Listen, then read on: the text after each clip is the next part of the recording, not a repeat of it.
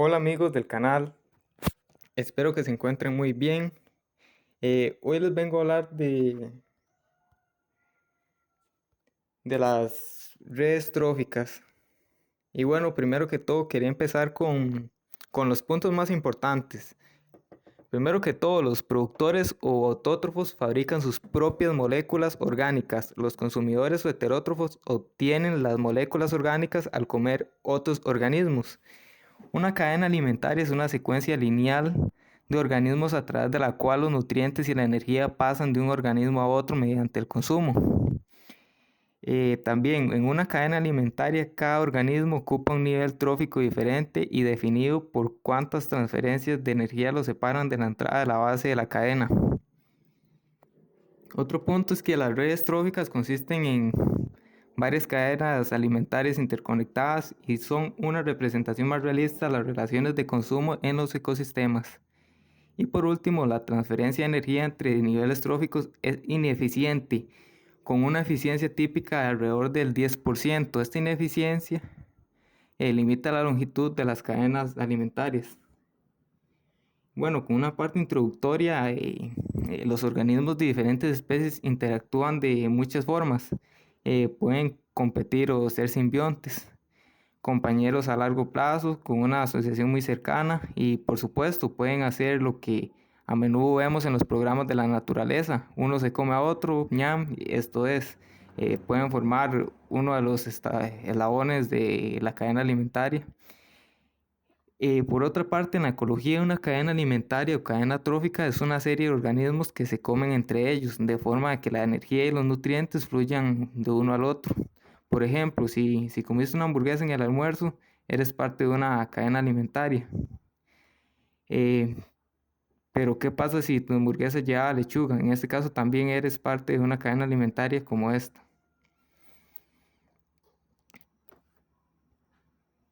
Autótrofos contra heterótrofos. ¿Qué estrategias básicas usan los organismos para obtener comida? Algunos organismos llamados autótrofos, también conocidos como los que se alimentan a sí mismos, pueden producir su propia comida. Esto es, fabrican sus propios compuestos orgánicos a partir de moléculas sencillas como el dióxido de carbono. Hay dos tipos básicos de autótrofos, los fotoautótrofos y los quimiautótrofos. Bueno, primero voy a explicar los fotoautótrofos. Como las plantas usan la energía solar para producir compuestos orgánicos, azúcares, a partir del dióxido de carbono mediante la fotosíntesis. Otros ejemplos de fototrófos son las algas y las cianobacterias. Los quimiautótrofos usan la energía de sustancias químicas para producir compuestos orgánicos a partir del dióxido de carbono o moléculas similares. Este proceso se conoce como quimiosíntesis. Como ejemplo, hay bacterias quimiautótrofas que oxidan el ácido sulfhídrico que se encuentran en las comunidades de las fuentes hidrotermales en el fondo del mar, donde no llega la luz. Los autótrofos son la base de todos los ecosistemas del planeta. Esto puede sonar muy dramático, pero no es ninguna exageración. Los autótrofos forman la base de las cadenas alimentarias y las redes tróficas, y la energía que obtienen de la luz o las sustancias químicas sostiene a los demás organismos de la comunidad. Cuando hablamos de la función de los autótrofos dentro de las cadenas alimentarias, los llamamos productores. Los heterótrofos, también conocidos como los que se alimentan de otros, no pueden capturar la energía luminosa o química para fabricar su propia comida a partir de dióxido de carbono. Las moléculas orgánicas comiendo otros organismos o sus productos. Los animales, los hongos y muchas bacterias son heterótrofos. Cuando hablamos de la función de los heterótrofos, en la cadena alimentaria los llamamos consumidores. Como veremos enseguida, hay muchos tipos diferentes de consumidores como con distintas funciones ecológicas, de los insectos que comen plantas, a los animales que comen carne o a los hongos que se alimentan de los residuos y desechos. Luego están las cadenas alimentarias. Bueno, ahora vamos a poder echar un vistazo a cómo se mueve la energía y los nutrientes a través de una comunidad ecológica.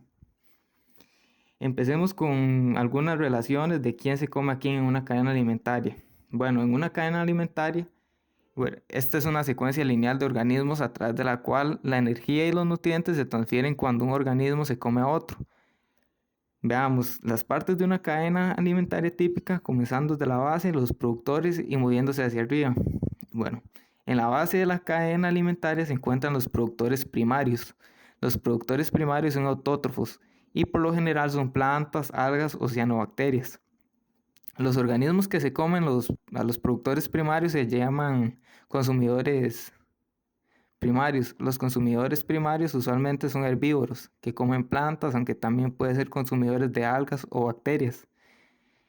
Los organismos que se comen a los consumidores primarios se llaman consumidores secundarios. Los consumidores secundarios por lo general comen carne, son carnívoros. Luego están los organismos que se comen a los consumidores secundarios. Se llaman consumidores terciarios y son carnívoros que comen carnívoros, como las águilas a los peces grandes o a otros animales. Algunas cadenas alimentarias tienen niveles adicionales, como los consumidores cuaternarios.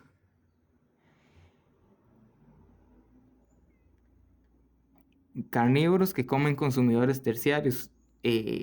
Los organismos se encuentran hasta arriba en la cadena alimentaria, se llaman superdepredadores. Las algas verdes son productores primarios que son consumidas por moluscos. Los consumidores primarios, luego los moluscos se convierten en el almuerzo del Cotus cognatus, un pez que es un consumidor secundario, y la comida de un pez grande, el salmón real, un consumidor terciario. Cada una de las categorías anteriores se denomina nivel trófico y refleja cuántas transferencias de energía y nutrientes, cuántos pasos de consumo separan un organismo de la fuente original de la cadena alimenticia. La luz, por ejemplo, como veremos más adelante, asignar los organismos a niveles tróficos no siempre es obvio. Los humanos, por ejemplo, son omnívoros que pueden comer plantas y animales. Bueno, los descomponedores. Hay otro grupo que vale la pena mencionar, aunque no siempre aparece en los diagramas de cadenas alimentarias. Este grupo es el de los descomponedores, organismos que degradan la materia orgánica muerta y los desechos. A veces se considera a los descomponedores como un nivel trófico en sí mismo, como un grupo que consume la materia muerta y los productos de desecho que provienen de los demás niveles tróficos. Por ejemplo, consumen materia vegetal en descomposición, el cuerpo a medio comer de una ardilla o los restos de una águila muerta. En cierto sentido, el nivel de los descomponedores es paralelo a los de la jerarquía estándar de los consumidores primarios y secundarios y terciarios. Por otra parte, los hongos y las bacterias son los descomponedores clave de muchos ecosistemas. Usan la energía química de la materia muerta y los desechos para sus propios procesos metabólicos. Otros descomponedores son los detritívoros, consumidores de desechos y consumidores de residuos. Estos generalmente son animales multicelulares como las lombrices de tierra, los cangrejos, las babosas o los buitres. No solo se alimentan de la materia orgánica muerta, sino que la fragmentan también, lo que la pone a disposición de las bacterias y los hongos descomponedores. Los descomponedores como un grupo juegan un papel crítico en el mantenimiento de la salud de los ecosistemas. Cuando descomponen la materia muerta y los desechos liberan nutrientes que pueden ser reciclados y utilizados por los productores primarios. Ahora sí, redes tróficas. Las cadenas alimentarias nos dan una imagen clara de quién se come a quién. Sin embargo, surgen algunos problemas cuando tratamos de usarlas para describir comunidades ecológicas completas. Por ejemplo, un organismo a veces puede comer muchos tipos de presas diferentes o ser consumido por varios depredadores, incluyendo aquellos que se encuentran en distintos niveles tróficos. Eso es lo que sucede cuando te comes una hamburguesa. La vaca es un consumidor primario y la hoja de lechuga es un productor primario. Para representar estas relaciones con más precisión podemos usar una red trófica y una gráfica que muestre todas las interacciones tróficas asociadas a la alimentación entre las diferentes especies de un ecosistema. El diagrama que están viendo muestra un claro ejemplo de una red trófica del lago Ontario. Los productores primarios están marcados en verde, los consumidores primarios en naranja, los consumidores secundarios en azul y los consumidores terciarios en morado. En el nivel inferior de la ilustración muestra a los productores primarios que incluyen diatomeas, algas verdes azules, flagelados y rotíferos. El siguiente nivel incluye a los consumidores primarios que se comen a los productores primarios. Entre ellos están los copeópodos, los calanoides y ciclopoides, las pulgas de agua, los rotíferos y los anfípodos. El camarón también come productores primarios. Los consumidores primarios son devorados por los consumidores secundarios, que generalmente son peces pequeños. A los peces pequeños se los comen los peces grandes, consumidores terciarios. La perca amarilla, un consumidor secundario, come pequeños peces en su propio nivel trófico. La lamprea marina se come a todos los peces. De esta manera, la red trófica es una estructura compleja con capas entretejidas.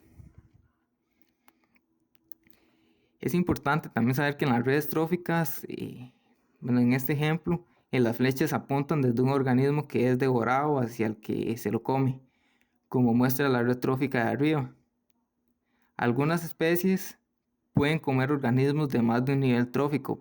Por ejemplo, los camarones misidáceos comen tanto productores primarios como consumidores primarios.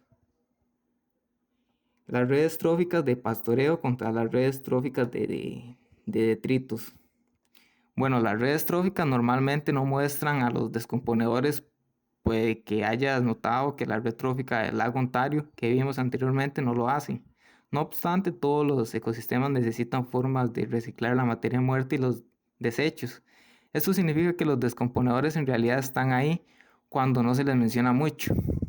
Por ejemplo, en el ecosistema de pradera que se muestra abajo, hay una red trófica de pastoreo de plantas, animales que alimentan a la red trófica de detritos, de bacterianas, hongos y detritívoros. La red de detritos se muestra en forma simplificada en la banda de café, que se encuentra en la parte inferior.